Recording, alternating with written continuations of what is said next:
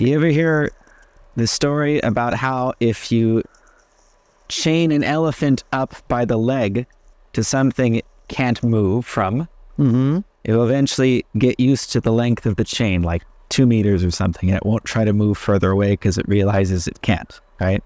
Especially if you do it from the time the elephant is really young, before they're, really big and strong and could probably pull a lot harder and break through any chains that try to hold them down. And if you do that for the elephant's whole life, eventually if you remove the chain, it won't even notice that the chain is gone. It will still stay within the same space it has learned that the chain previously extended to. It just won't even try to go any further anymore. And recently, we had a section of fence here cutting off the back of the house until we built this new, much larger fence. And now that this has been closed off, we removed the smaller fence so that our animals will have more area to move around and the other animals from the village can't get in. Well,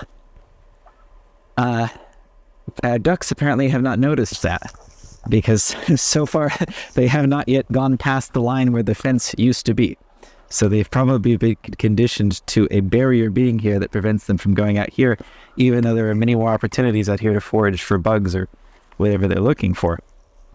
And it reminded me, both those examples, the elephant and the duck, it's like the Armenians who didn't notice that communism ended 30 years ago and who still live mentally with the same limitations of not knowing how to be productive of their own accord in the economy, to choose for themselves how they're going to live, how they're going to earn, how they're going to participate in exchange with other people and earn money for their own benefit and everyone else's. It's like, for them, the fence is still there. It's like, well, I can't make many of my own choices, so I'm just as incapable now as I was 30 years ago, even though objectively the barriers have been removed or at least severely lessened.